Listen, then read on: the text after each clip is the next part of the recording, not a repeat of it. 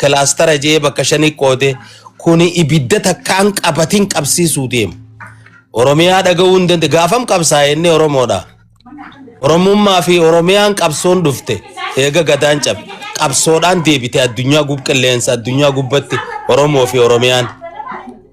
Hanaafi atilleen dhugaa qabda mee keessa deebii barbaadi waan namni kun dalaguu fi dhumaatii nama hayganta keenyatti milishaan wala naafi ati biyyuma takkaamiifi milishaan nama jeesaa jira nama manni murtii gadhiise qabadee poolisni hidhat deebise biyya san keessa heerri hin jiru adeero. Gaayoon anummaan qoftiin arke na qabadha urgaan tiyyoo isinan qatte ajaan tiyyee isinan qattu hamturra na wala anuma kanaahu ulfadhaayyee. Tole galatoomee Abbo Callaa dhugaa jettanii beeytaa qaanqeen bilisummaa isin gobeellatti qabsiiftan san wareegama ilmaan Oromootiin diinni baay'een itti dhangala'eeti deemee har'a kanuma har'a kiloo jiru kanallee achi naqee inni har'a kiloo jiru kunis qabsoo uummanni Oromoo godheen dhiiga qeerroo gannaqameen achi dhaqee akka Oromoodhaaf ta'uu fi Oromoon jaalatutti ta'uu baatus lafaatiin isa achi geessite san dhiiga Oromootiin ilaalcha kiyyaama irreeddutti yoo inni achi jiru san akka nuuf ta'utti ta'uu baates akka nuuf ta'utti chumatti osoo miilacha keessaan baafne jijjiiruutu irra furmaata yoo achi lafaatii karaa dheeraa deemnee achi geenye san achi dhiibnee kan miila achi wal gabbuuf nu taate tarii daandiin nu dheerachuu mala deebinee achi seenuudhaaf bakka har'a geenya kana ga'uuf daandiin nu dheerachuu fi wareegama guddaa nu kafalchiisuu mala sodaa ja'uu fi akkasumas Oromoon har'a kiloo seenuu kana sabaa sablammiin Itoophiyaa keessattuu warri biyya san waggaa baay'eef bulchaa turan aangoo walirraa dhaalaa turan Oromoon akka bakka san seenu hin barbaadan maaliifi Oromoon kun saba guddaadha sabni kun yoo bakka san seene dhiibanii achi keessaa baasuun karaa filannootiinis ta'e karaa qawweetiin ni ulfaata. Kanaaf duula barbaachisu hunda godhanii akka itti Oromoochi baasan barbaadanii nuti immoo yoo tumsa diinaaf taane tarii lafaatii teenyaa fi dhiiga qeerroo dila gannaqamee itti har'a kiloo seenne san lafa balleessu taati waan akkasii nu mudachuu mala akka wanni sun nu mudanne ija mirgaatiinis soota ija osoo cufanne ija walirra keenyee waan deemaa jiru sana laaluun barbaachisaadha. Ija dunuunfanneetuma diinota amma Oromoo gaallaatu har'a kiloo jira gaalla baafna jee deemaa jiru kana wajjin tumsuun tarii deemee Jawaaris marroonis isaaniif gaalluma wanni kun ibidda nu dhaluu malaa sodaa jawuun qaba tanarra dhaabbadheeti na hubattan jeeti yaada galatoma. Hedduu ulfaad waan gaarii bilchaattu dubadaale inni qabsoo qeerrootiin achin seennee ja'a afaan isaatiin jee quba qabaadhu. Mujuni ganda, assalamu alaikum. Muhammad Dima Labu riyaa kenna jaalatamaaf kabajama waan tokko asirra siimuu barbaadu naaman namni as kee jiru irreedduun isaalleen haa dhaggeeffatu waan kana booda Oromoon malee 4 kiiloo amma jedhamu kana abiyyi hin bahaa miti jechuudha gubatee dachii rabbiitu lafarra dhabu malee uummanni Oromoo deebi'ee hin gabroomu gabrummaa agartee akka kaleessaas yookaan Amaararraa dhufanii Tigraayirraa dhufanii Dabuubirraa dhufanii bulchan hin jiraatu kan amani. Okay, kana sirriitti amani. Wanta biyyi kun illeen dhugaa dubbachuudhaaf yeroo fudhata malee akkuma reeftana maammeen baansa. Aboo kurfaa kiyya daaroo labuuna bilbilanii dhagaye waan hin jiru niin fixadha buleessa kiyya. Duuba inni qabsoo sabaa sablammoonni godheeni qabsoon qeerrootiin asin geenye paartii tiyyaan na fileeje. Dhugumatti kun siyaasaalleen ta'uga siyaasaaf jeellee jennee waa jechuun hin dandeenyu sun akkas kanaachi maasinni Oromumaa fi Oromiyaati jettuu dhaga'uun barbaadu sodaan tee gaariidha wanni ati yaaddelleen hammeenya hin qabdu tanaafuu dhugaan namaa cittii bar sadiifuu tanaaf jette kanaaf nuti yoo aragaan dhufe nuuf laaftuudha bar akka gaariitti ammaan tana akka waan gartee wanni Oromoon keessa jirre bara Itoophiyaan jantunu Oromiyuma sabtu Itoophiyaadha. Maaliif memma Affaar deeytee goojjoo takka jaarrachuu ni dandeessa Affaar dhufee jaarratamoo. Somaalee deeytee jaarrachuu dandeessa Somaaleen ammoo dhuftee jaarratti Oromiyaa keessatti. Haya Tigraay deeytee jaarrachuu dandee Tigraay dhufee jaarrata. Biyya Amaaraa deeytee jaarrachuu dhufee jaarrata inni immoo. Waan ajaa'iba sitti ta'u. Biitti dimokiraasiin keessa jirtuu fi Itoophiyaa jaamtuu agamasani. Nguma Oromiyaa kana. Kanafi kanaahu balleessuuf deema kilaastara shaniini tanaas yaada keessa galfadhu wanni ati sodaatte hamtuun qabduuti hamtuu rabbi sirraa qabu wayyee itti fufi obboleessa kiyya bakkaan irraa sirraa mura irraa qabi.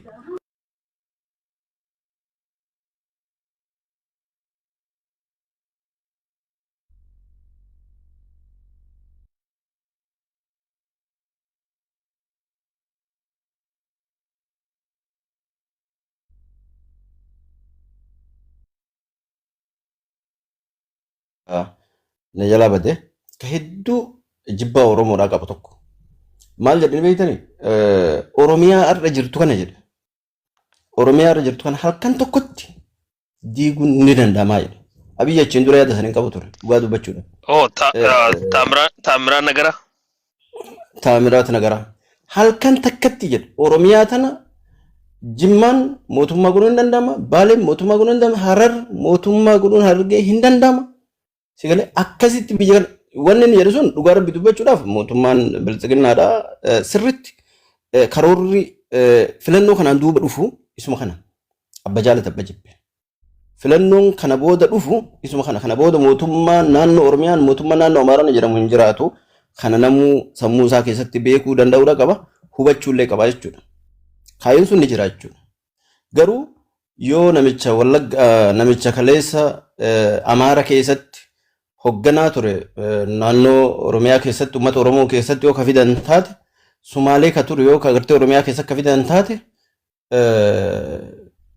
maal diinuma irratti deemtee diinatti galtis akkasumas immoo qabsoon isaanii sirra guddaan waanuma diinaa irratti jedheetti ilaalaa jechuudha.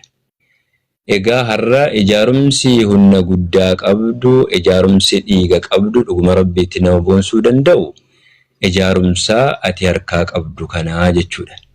Kanaafuu isa kana jabeeffatteeti waan itti qophaa'uun danda'amu waan gochuun danda'amu kanaa walitti maal takka dabalamuu danda'amu sana irra guddaa yeroon dhaabbatanii of qopheessan yeroonsaa ammaa jechuudha. Waa'ee Itoophiyaan jiguu waa'ee biltsiginnaan diigamu warri yaadda'us waanuma warra sadeen amman kaasu kanatu yaadda'a jechuudha.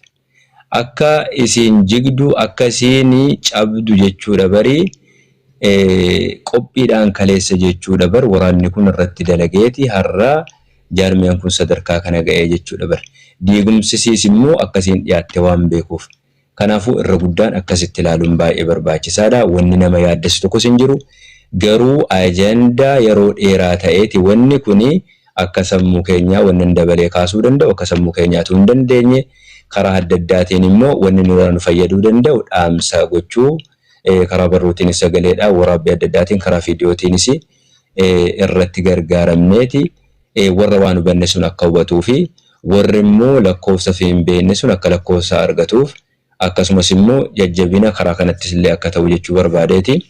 Tooftaa hedduutu ture dhugaa rabbiitii waraanni Oromiyaa keessatti deemu akkasumas immoo ilmaan Oromoo warrumaan diina jala jiran akkasumas immoo warruma ijaarumsa sana keessa jiran namoota hedduutu waa sadii taphachaa turan jechuudha. Tokko gaafa dhufanii lola abaaboo bootti gaafa seenan dhugaa rabbiitii gaafa afaan Oromoo dhagaan ani Oromoo ta'a Oromootti dhukaasu jedheeti warrummaan itti seeneellee wallahi dhugaa rabbii dubbachuu fi waraana kanatti boo'ee rakkoo jirtu sanallee waan yaadullee hunda guutuu ibseeti warra akkas ture sin jiraa jechuudha. Haa ta'u malee immoo deebi'ees immoo keessumattuyyuu ijaarameeti warri karaa hubannoo Oromoo jechuudha barii ibsaa turan hedduu isaanii jiran. Wanta hedduutu taphatamaa ture jarrachirraa fuudhanillee warra kan amma shakkaniiti gara naannoo Amaaraatti illee warri dabarsan jira ammas ammoo naannoo Amaaraarraallee warri dhufee immoo asittis dabalame hedduu isaatu jira kanaaf baay'ee salphaadha diddiigameera baay'ee nama rakkisu irra guddaan wal jabeessuu of jabeessuu warra akka mallee ce'u kana lakkoosaa kennuudhaan alatti baay'ee wanni lafarraa sun nama rakkisu jedheeti yaada guddaa galatooma ulfaadha. Tokkuma iddoo galatoomni fayyaa ta'e inni itti fufna sagantaa keenya eenyu irra jirta moo galteedhee si biraa baay'ee garmalee yeroo deemaa jira. Carraa tokko fudhadhuuti naannee carraan si ga'e. Carraa fudhadhuuti carraa tokko si kennina. Tuulaftee. Hayyee galatoomii anillee akkasuma amma xinnoo boqochuudhaaf deemaa waa tokko isiniin jedhee tan ulfaadhu fayyaa ta'e galatoomii tokkummaa baga jiraattee nagaa keetii akkamii asii argeen beeku. Anillee darbee torbanitti al tokko sallamas mana niin bana garuu hin jirtu si argeen beeku. Baga si argine jechuu kooti maybe networkii dhumarraa baddi ta'a. Hayyee. Hayyee gaariidha ilaali olla waraana bilisummaa Oromoo jabaa qabnu kana jabeeffachuun dirqamadha. Warra naan warra some already mohamantu jiru laphee isaanii keessatti namni kubbaa miillaa yeroo tiimii lama dhaqee fiildii keessa galee taphatu tokko akka mo'amu beekamaadha. Clearly beekamaadha. Garuu lachuu mo'uudhaaf dhaqu.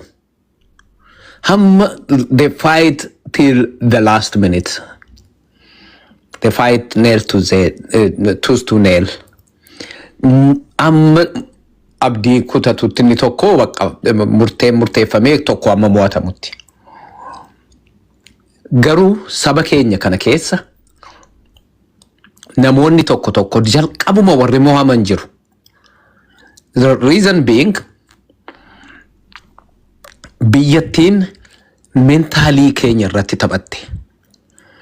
Oromoon of ta'ee jira. This is largely nama hin baranne jechuun dandeenyu. Warri baratanii hayyoota, dookteerota, piroofeesaroota jedhamanii Itoophiyaa malee jiraachuu hin dandeenye tokko jiru. Maqaa namaatuun hin dhayin. I think it's about a couple or 3 years ago. Nama guddaa tokkoon bakka wayiitti arga ture.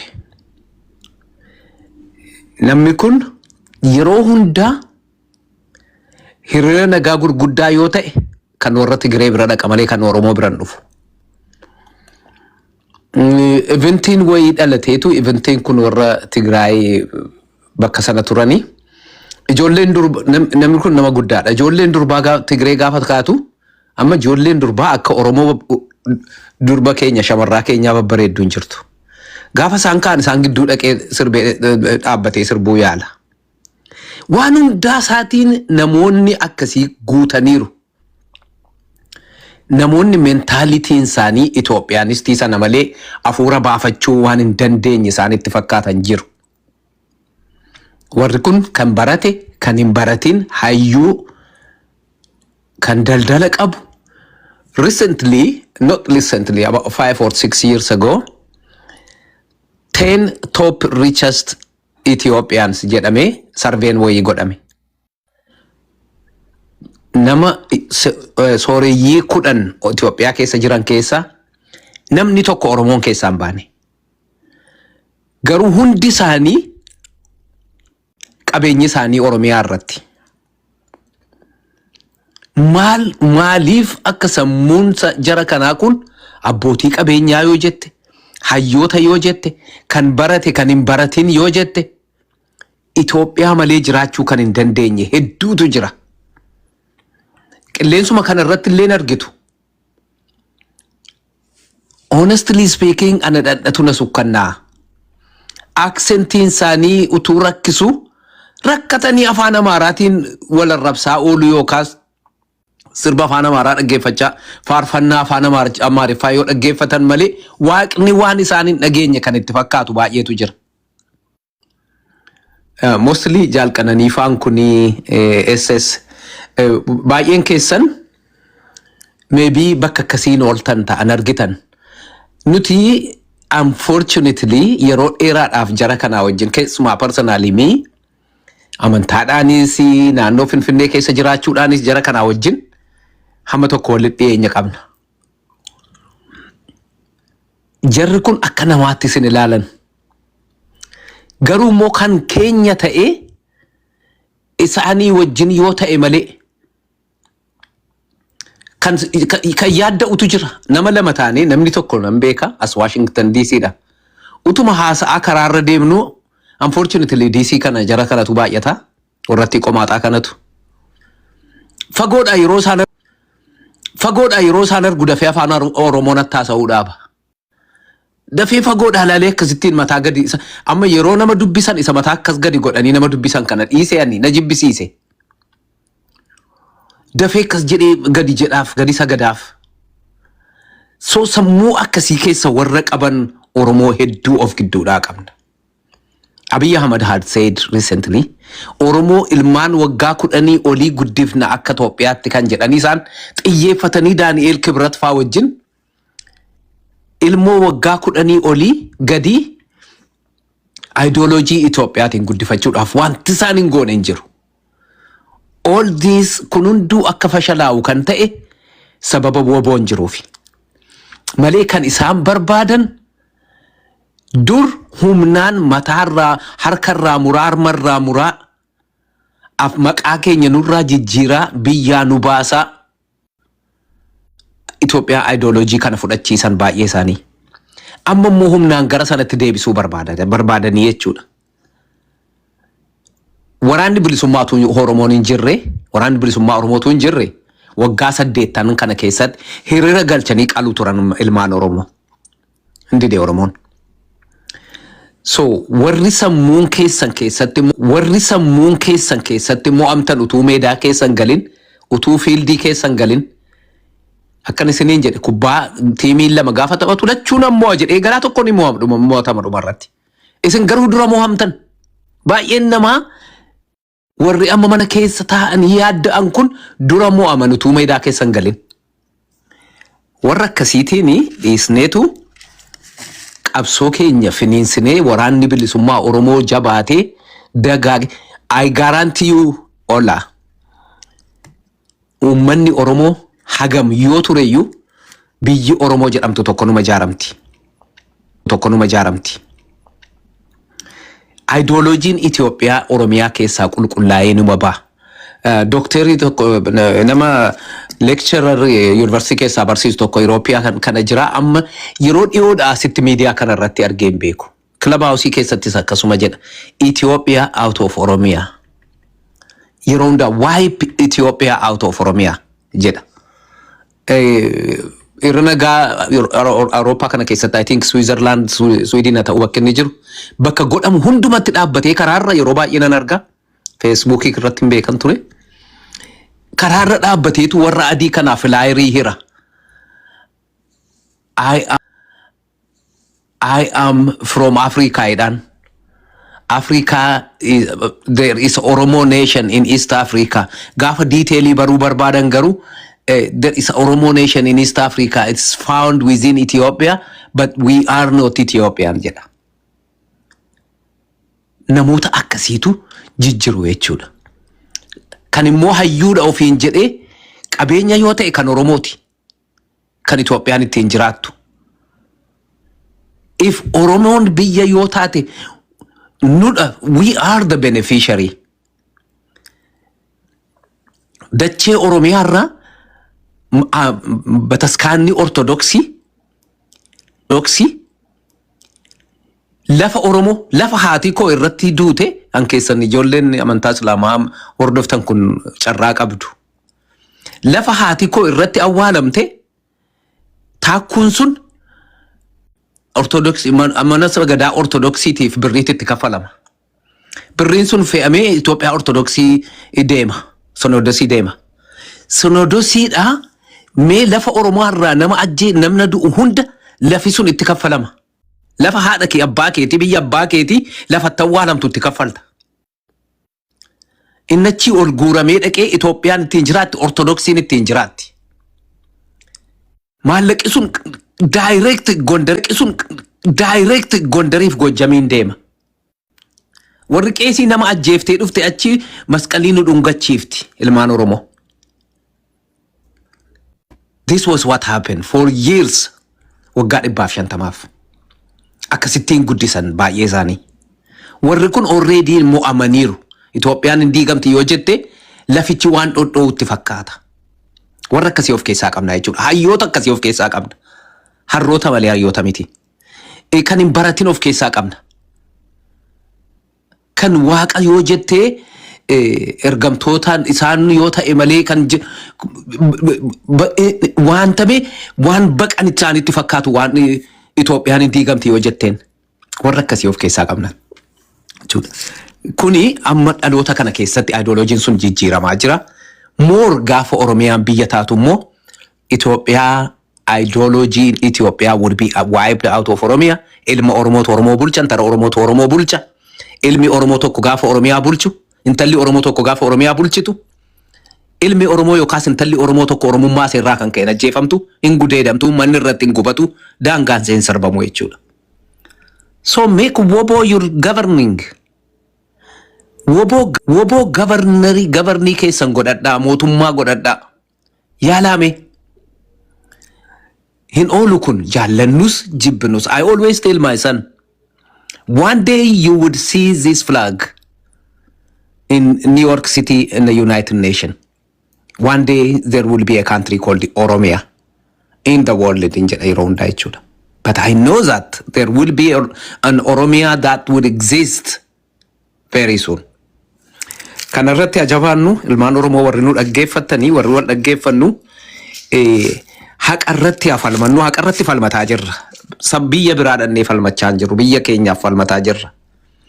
Wal bira waraana keenya bira dhaabbannu jabeeffanne namoota kutatanii Oromoo bira dhaabbatanii fida. Namoota kutatanii waraanni kaabaa jedhan kana the topic jaalchimimmoo waa'ee waraana kaabaa kana. Waraanni kaabaa kun yoo dhufe maal Oromoo maal godhaa? Natti fakkaata. Ola. So waraanni kaabaa dhufuu dachee Oromiyaa irraa kan ejjenne gochuu hin dandeenya. Immoo waraanni kaabaa waggaa 150 Itoophiyaa keessa Oromiyaa keessa ejjete har'allee Oromiyaa kan morma qalaa jiru waraana kaabaa masaraa mootummaa keessa kan jiru Daani'el Kibratiif Abiy Ahmad qaama waraana kaabaati. These are the enemies to the Oromummaa. Warri kun waraanni kaabaa kun as Washington DC nu bira jiru. Yoo an uffata Oromoo fakkaatu tokko uffadhee gadi ba'e quba isaanii isa middle finger sana natti agarsiisu. Yoon of fakkaadhee gadi ba'e garaa isaaniitu gubata ijatu gubata mboora. Yoon afaan koo dubbadhe it's a threat to them. Yoon of ta'e it's a threat to them. Maaliif ideology Itoophiyaa sanatu asillee wajjiniin dhufe isaanii wajjin. I believe it is in Australia is as well. In Germany, in England. So lugazi isaanii jedhu warri Uganda lugazi jedhu akka nonsense gaafa ta'u tokko. Their nonsense came here all over the world. Isaan malee jiraachuu hin dandeenya warri naatan kun warri rifattan kun Itoophiyaan yoo diigamte jettanii warri rifattan isaan malee jiraachuu hin dandeenya. Waraanni karaa kaabaa dhufe uummata Oromoo waa tokko godhu hin jiru. Har'a gooftaa qabna. Har'a leenca ija barbadaa qabna bosona Oromiyaa keessa. Ani seedhuma silaan jedha. Projektiidhuma isee nama 100,000 duwwaa. Forget about miliyoona 2,000,000. Nama 100,000 guyyaadhaan doolaara tokko waggaa tokko dhufuuf kennu yoo qabaanne guyyaatti doolaara 100,000 USA doolaar 100,000 waraana bilisummaa Oromooti. Yeroo 30 yeroo 365 kan kana godhu yoo qabaanne waraana keenya mataadhaa hamma miillaatti hidhachiifne waraana 100,000 dachee Oromiyaa irratti bobbaasne Oromiyaa wala boomte qabaachuu ni dandeenya. Let us work on that. Warra sammuun isaanii na'ee mo'ame already dhiisaa let's forget about them. Akkuma sila jedhe therapy qopheessinaa fi amma moyoo ofirratti fincaanis fala wayii fallaaf agarnuun jedha. Ulfaadha fayyataa nagaan naaf tura nagaan bula sa'aatii 2 walakkaa darbeera. Oromiyaan imbilisoomti gadaan gadaa xumura gabrummaati biyya Oromiyaa jedhamtu tokko ni qabaanna gaaf tokko ulfaadha fayyaa ta'a. Galatoomi hiree dhugaa waan baay'ee na yaadachiifte. Dirqamuma dhammooti dirqamadha wanta sun bitamuun isaanii waan sana baay'ee jaallateera hin binnaa fi anaaf situ ispoonsara godhan jira kan jalqananiin sin beekti hin binnaa fi warrooti ila biyyi tokko gaafa kufuu kufaatiin biyya tokkoo Itoophiyaan kufteetti already. Lakkoofsa warroonni maallaqa impaayera sanaa ilaala bifa isaa waan inni fakkaatu ilaala sadarkaan inni irra jiru kwaalitiin isaa qulqullinni isaa maallaqni yeroo baay'ee akka kanatti hin xuraa'u garuu maallaqni biyya sanaa dhoqqee ta'eera nama wayii argitanitti yoo ta'e nama tiktokii kana gubbaarratti gadi baasee miicuu wayii tokkotu jiraa ture. Maalinni biyyi tokko gaafa kufu maallaqa isaatirraa barta maallaqa biyya sanaa xurii deebi'ee maanni qarshiin vaaliyuun qabu qarshiin lakkoofsi gaafa jalqabu tokkorraa jalqaba qarshiin tokkorraa jalqabaa jechuudha qarshii tokko 2 3 4 5 jechaa deemta biyya keenya keessatti qarshii 10 waa tokko bituu hin dandeessu taanaan qarshii tokko waa bituu hin dandeessu qarshiin tokko waa tokko siif gochuu qaba at least yoo xinnaatee marfee bituu qaba qarshiin tokko yooma waa biraa bituu dadhabee jechuudha value gatii wayii tokko qabaachuu qaba so amma yeroo kanatti Oromiyaa keessatti qarshiin impaayeraa tokko gatiin qabu hanga 10titti waggaa 3 dura ilaaleera hanga qarshii 10titti waa tokko value qabu amma inflationii biyyuma hundumaarra jira qaala'insi jireenyaa bakka haallee jira jedhu no biyya biraa yoo deemtanii Keeniyaa yoo deemtanii qarshii tokkoon waa tokko hin bittu shilingii tokko waa tokko hin bitamu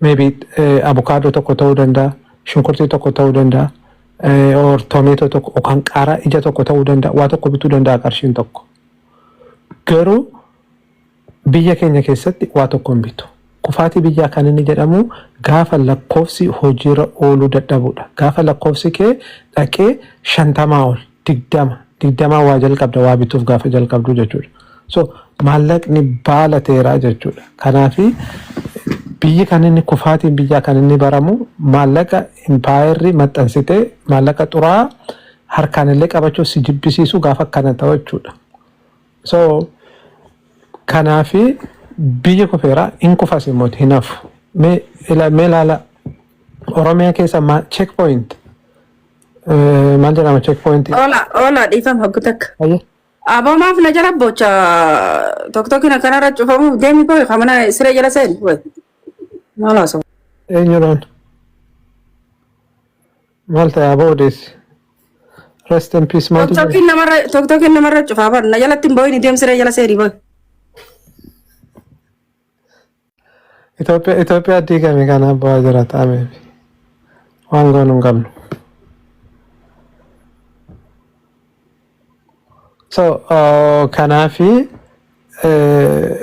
biyyi keenya gatii dhabaa jira habaduu hin bada akka inni badu barbaanna nuti biyya dhuunfaa keenya ijaarrachuun dirqama nutti taati checkpointitu jira Oromiyaa keessa namni tokko biyya isaarratti dhalatee guddate maal inni eessaa dhufe checkpointiin maalifitu nama sakatta'u dhaabanii namni maaliif karaan deemu isayyuu gaafa karaa deemtu ilaalanii nama isa akka rakkataa fakkaatu qofaadha kan isaan ilaalan waan nama ajaa'ibu bakka tokko kaatee bakka feete deemuu dandeessa yoo xiqqoosee akka haalli uffannaa keetii adda ta'e ati nama nagaadha yoo garuu xiqqoosee uffannaan kee rakkina qaba taatee haalli kee xiqqoo gadi bu'aa ta'e si dhaabanii ol soqolanii gadi garagalchanii si sakatta'u maal jechuudha kun biyya ofirratti namni mi'a isaa tokko bakka tokko fuudhee bakka tokkoon gahachuu hin danda'u biyyi kufee jechuun kanadha namni tokko qubeelaa warqee harkatti mormatti kaatee deemuu hin danda'u biyyi kufee jechuun kanumadha namni inu kaanfama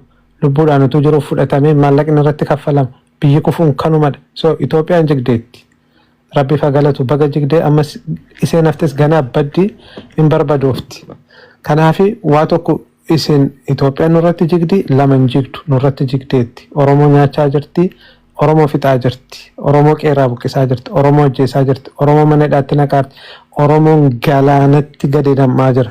Biyya isaatirraa baqatee. Barnooti hin jiru. Dhalli namaa waa tokko kalaquu hin dandeenye. Bara Minilik qotiyyoodhaan qonnaa saba sana barsiise amma har'aatitti Oromoon sanaan qotaa jira. Waa tokko jijjiiramni hin jiru. Ifaan Finfinnee keessa jiru bishaan alaa gannamu mana keessa hin jiru. Alaatii isa ittiin of agarsiisuudhaa fi alaa ifee jirudha. Wanta tokko illee hin jiru. Kanaaf biyyi tokko immoo kan inni guddate gaafa jedhamu nama barate gaafa hedduu qabaatudha. Hojiin gaafa hojii hedduun jiraatudha.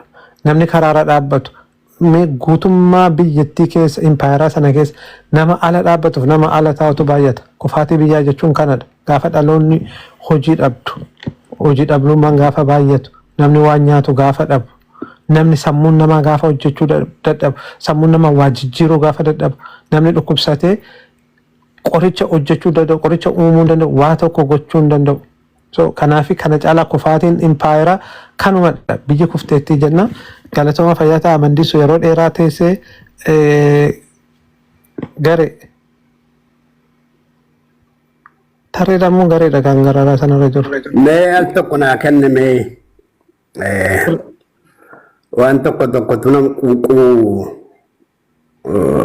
yoo dhiisanii dhukkuba namatti ta'a waan ta'eef jechuudha. Wanta iddoo gara biraatti garuu asittis argaan jira jechuudha. Naa kun personal attackiidha akka ta'u barbaadu ani mana qananiiti. Akka barbaadan haasa'anii immoo ta'anii dhaggeeffatanii deemu jechuudha. Innaa wanta dubbadhe irraa kan ka'edha kan immoo wanti hundumtuu kun dubbatamaa ture jechuudha. Isa ittiin kanaan dura arrafame jechuudha.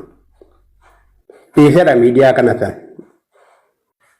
Jeequmsa aba'oo irratti ka'e irraatti ka'edha miidiyaatti kanan deebi'e jechuudha. Tokkoffaayi namni sodaatu hin jiru. Sodaa miti. Of eeggannaadhaaf yookiin sacrification hin taane kan ba'ameef dubbachuun sodaa miti. Wanta sodaa qabee maaliin meeshaa maaliin baadhaan sodaadhaan. Sodaan hin jiru. Woordi itti fayyadamtu immoo fincaan albaatii akka waan of hin fincoofne albaatii akka waan of hin albaane woordi mallitti dubbachuu sirra isa kanaan dura irratti dubbatame har'a asitti dhagaa jechuudha. Akka kaa'uun barbaadu hin ture. Kufaatii biyyaa jette immoo olaan kufaatii biyyaa jedhe. Kufaatii biyyaa already kufteetti biyyattiin. That is obvious beekamaadha kun. Diigamsa biyyaatiif kufaatiin biyyaa adda adda. Kufaatii abiyyi booddee maal goonaa jedhanii hayyoonni kee Oromoos hayyoonni garbaas wanti isaan mari'atanii fi diigumsa biyyaatitti fufaa jechuudha. Biyyi diigamuun immoo hundumaafuu balaa qaba. Oromiyaan bilisoomti? Yes. Akkamitti bilisoomti? Yoo Itoophiyaan diigamti. Akkamitti diigamti? Yookiin waraanaan yookiin karaa nagaadhaan. Raashiyaan karaa nagaa diigamti. Yugoslaaviyaan waraanaan diigamti. Akkanatti hin danda'amu. Jalqaba diigamsa dura Oromiyaan utuu Oromiyaan hin bilisoomin yoo biyyattiin diigamte rakkina. Yookiin utuu Oromiyaan bilisoomuudhaaf biyyattiin yoo diigamte garuu rakkina hin qabu.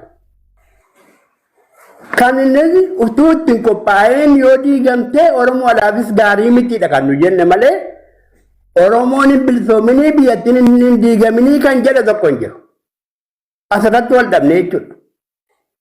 Isa kana fuudhanii Itoophiyaanistiidha baluun deeggaraa maal deeggara? Wanta kanaa kun sirreeffamuu irra jiraata. Kanaaf warri sila dhageessanii isa nama jedhu sin dhageessu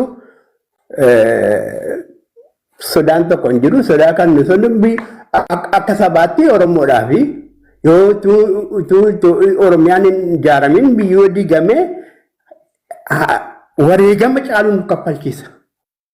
Isa malee namni Itoophiyaan hin diigamin jedhu hin jiru. Hin diigamti kan jedhu immoo Abiyyuu dhaqee deebii kennuu danda'a. Isa kan hin diigamtu jedhu. Isaaf kennuu danda'a jechuudha. Nafti yaada wal qoodaa jirra nuyi. Kamtu gaariidha, kamtu gaarii miti sarratti haasaa jirra malee decisionii tokko gochuu hin dandeenyu. Bakka waraana bilisummaa Oromoo biyya dubbachuu hin danda'u. Isa kan dubbachuu irra jiraatu. Isa diigamtu kan jedhu yoo barbaachisaa ta'e gatii kan kaffalu waan ta'eef. Nuti kamtu bu'aa qabaa kamtu bu'aa hin qabu irratti mari'anne malee wanta deesseeshinii keessatti wanti nuyi tokko bu'aa nuuf buufne tokko illee hin jiru. Kanuma jechuun barbaada. Arni naan galle wanta taasaa jirtu namni Gaa olaatiin beektu abbaa galuuf hin galaati. Dhiifama obbo Tarree maaltu maal ta'e jette? sanatu naan galle. Anamoo nama biraatitu Seemitiin maqaa isaa himuudhaaf firee kan jedhamu as taasisaan turre. Waa'ee kan naarrabse kanaan dura miidiyaarra kan naareemu. Jaarsa mataan albaate naan jedhinaa kan naarrabse miidiyaarra naaree tokko isa. Agartee isa deebi'ee ture immoo asitti na argateera jechuun isa ittiin attaakkina gochaa ture malee waan tokko waa'ee Oromoof dubbatee miti. dhugaan utuu hin beekne ture garuu yaaduma isaa qabate jedhu. Kanaan ati hin beektu isin hin beektanii mana garbiraatti kan inni mana tulluu fa'itti kan inni na arrabsee miidiyaa irraa achumaan nan dhiise miidiyaa jechuudhaan.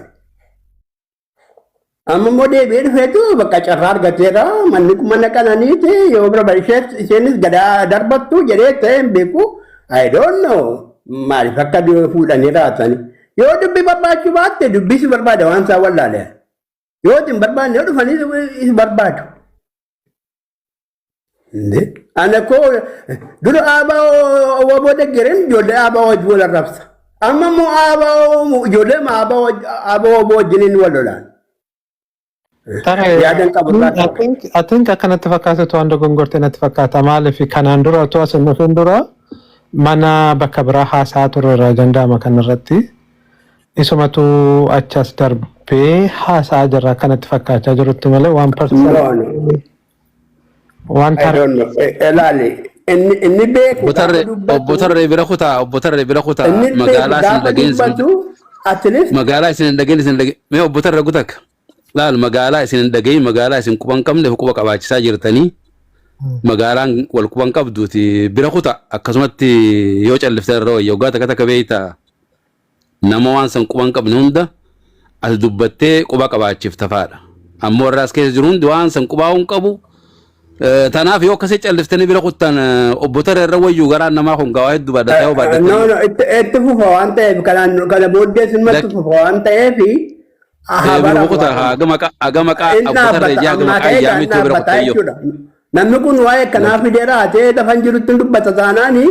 Anaaf dubbatan jedhee maaliif kanaan naa lakki obbo Tarree jee maqaa keessan iyyaamne yoo bira kuttayyoo maali wayyuu kas.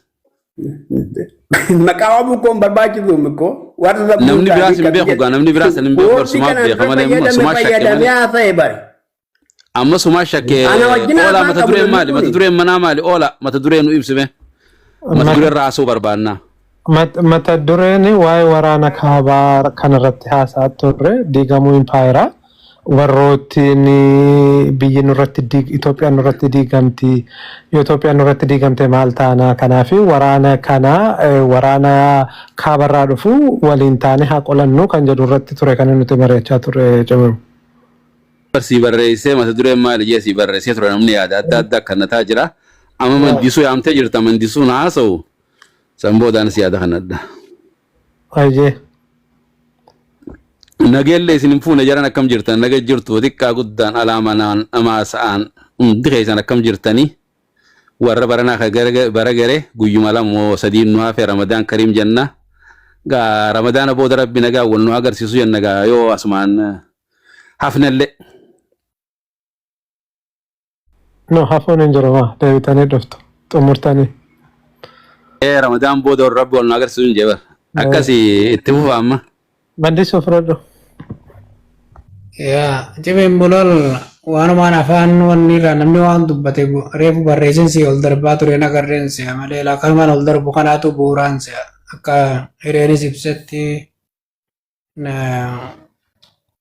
oolaan nama adda galchaa jira barreessuun dhaqqabne siifi saniin harkee isuma kanarratti haasawaa jiranii kanarratti haasawaa jirraa waraanni kaabaa yoo dhufee carraan Oromoo maal ta'a maal fakkaataa kajuu kana isa kana deddeebi'ee haasawamaa tureefin guduunfee ol darbe nama barruun ol darbe agarre yoo as keessa waa fuute jechuuf kanga marii gaarii goone waan dhuunfaadhaa suutuma duubaan fixachuuf gaariidha namoonni keessaafuu wanni qabu hangasiin haa bira kunnu tobbu tarreen jee tanga namni yaadda hunni namoota akkamii maaliif yaaddawanii namni waan duraan itti amane dhiisee carraa biyyattii fi qoo sirna kanarra if kaa'e kuni yaaddoo keessa galaa namoonni immoo sirna amma jiru kanatti amane keessaafuu nama tokkicha san yoo duraa jijjiirame mootummaan kun osooma filmaata hin gaggeessinuu gaggeessee namni isaan itti amanan kun jijjiirame girgirii keessa gala namoonni amma jiran kan gulaaltu haasa'u isaanii online kanarratti dhageeffatu namni akka abaluu hin jiru namni akka isaatti biyya kana qabee deemu hin jiru isuma wayyaa warri qabaa kun yoo dhufe akkas ta'a kun akkas ta'a jedhanii hogguu yaada waleentuman kana gulaaltu akkas wanti isaan irraanfatan ammoo warri qabaatii fi eenyutu wajji rakkoo qabaa siyaasaa amma dabarte kana keessatti eenyutu warra kaabaa kanaa wajji rakkoo qabaa amma qabsoo oromootiif jecha Itoophiyaa kanaaf yookaan warra mootummaa sirna ammaa kana bulchuu oromoof jecha barbaada ammoo warruma kana jidduutti waa badanii kajuu arguu dandeenya amma gaajarri cufti hijaa walirraa qabaa Itoophiyaan sabummaa irratti gaamma namni sabummaan qabsaa'e kuni sirna kana ka dursan fudhachuun ni jabaataa Itoophiyaan amma jirtu kun ammoo Oromiyaas hin taane Itoophiyaa dursaniis hin taane walakkaa kana rarraatee jirti warri juus ciisatti hin jiru jechuudha. Amma gaa Itoophiyaan ta dursan ta'uu fi ta Oromoon barbaaddu Oromiyaa sanis waan hin ta'iniif walakkaa kana jirti bakki dubbiin jiru asi. Akkamitti walakkaa jirti jechuu danda'a namni wanni walakkaa jirtuuf Itoophiyaan dur jaaramtee warra sirna kana bulchaa tureef kennamte suni Itoophiyaa alaabaa takka amantii takka maali jechaa turte sanitti qabsaawaa ture sabni Oromootis sabni Tigreetis Eertiraatis sabummaan bakka jabaa waan qabateef Itoophiyaa san deebanii wajji jaaruun hin danda'amu amma kana boodas hanga sabummaa wanni kun jiru itti jabaata kanaatu itti jabaata amma ganamni sabummaa san gadhiisee ciddacha'ee bakka dursanitti deebi'uu hin danda'u Eertiraan isaanirraa bilisoomte Tigreen isaanirraa bilisoomteeti jaanii warri biyyoonni guddate ka dur Itoophiyaa tana uuman kun nama biraa harka seenuurra Tigrumaa harka seenuurraa wayyaa janii waggaa 20 san lafarra gangalchaa turan Tigreen akkam goote irraa bilisoomuu waan beektuuf alaabaa sanis haphiftee lafa keeysee naannolee waan juukanaas lafa keeysee keeyyata 39tti edaate federaalaa kan gaafa abaa wajjaa soonsan isa federaalaa san fudhattee jechuudha. Amma gaa yoo haalli kun hin ta'in ammoo fottoquudhaaf keeyyatni 39 kun dalaga waan biraan jiru. Keeyyata 39 kanatti gargaaramuu waan hin barbaanneefi gaafa warri Tigraay kun filmaata bilisaa geggeeffatu filmaata geggeeffachuu dandeessan irraa rabshaan ka'e. Eenyuun warra sirna Tigree kana Tigree wajjin gaagadaa san keessa ture ammoo rivoluushinii Oromoodhaan haffisuudhaaf if keessaa filan kanaan eenyu fa'aa Abiyyi fa'aa jechuudha. Amma attaakaroon isaan jidduutti Tigree fi Abiyyi fa'aan warri wajji ture walganuudhaaf fide wanni sun. Eega walganee warri amanamaan eenyu ta'e Oromoo caalaa warri amanamu warra sirna kana dur bulchaa turetu Itoophiyaa jabduun harka deebisa kajuu izzii kaabaa wal dhuunfachiisuuf meeshaan sun akka harka seenu asii ka'e duulli kun. Duulli ka'uun hogguu ka'u warreen silaa duura kana kaasee jara kana wajjin akkas goona jedhanii ka'an sunis fi Isayyaas Haguuzaa yaammatees maalirra wal dhaban ammaas akkuma Tigreen wal ganan Tigree duqeet godhuun dadhabamee itti araaramuun suni akka fannoo fi Isayyaasiin wal dhabu godhe ammaas. Fannoo fi Isayyaasiin wal dhabuun isaa sun amma maal godhe fannoon akka Isayyaas fannoo irra jaaru Abiyyis yoo danda'ame Birgeediin Ahmaduu kanarra jaaru ta'ee jechuudha. Irra jajjabeessu. Amma gaa hijaatanaatu walakkaa kana gangalatamoo waan biraa dhufaa. Yoo dhufe hoo wanni addaa keessattuu Oromoo irra duraan gayaa ture ka amma gahuu deemu ka duraan takkaan gahin ka amma gahuu deemu maal fa'aa jira Jaani lalaaluu danda'anii wantichi gaama sodaa warri kaabaa kuyyoo wal qabatee dhufe faajaan halkan tokkotti qaban warri kaabaa kun guutuun walii galutti warra fudhatu jira. Warra immoo hijaa namni kun wal godhan agarree ka Oromumatti dhufu jiran jee fudhatu jira ammaas. Lakkii wanni dhufe kuni wanti isaa suuraan akkana fakkaatti waan lafarra gangalataan beektu garuu maaltu maaltaa dhiiftee ati waan itti amante san dalaguu qabsoon amma Oromoo irraa waa jijjiirtu qabsoo warri kaabaa fidu moo tawaa sirni kun ammatti gaggeessaa jirtu tanaatu Oromoof tolaa osoo hin ta'in qabsoon Oromoodhaa kalees waan akeekkattee kaate qabdi isiin sun bakka gahuu dhabuun haga ammaa Oromoon akka rakkoo himattu godhaa jira. Kanaaf ammoo qabsaawaan Oromoo katti amane ka qabsoon butamtee jirtu jiru sirna kana dura dhaabbachaa jira.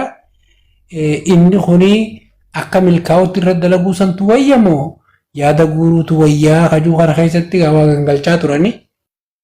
Inni kun namni inni baareessu namoota sirna kanattiif gabaasee jiruu fi namoota wanni kun dhufte namoota bakka takkatti illee bakka amanuus hin qabne waan abdatuus hin qabne santu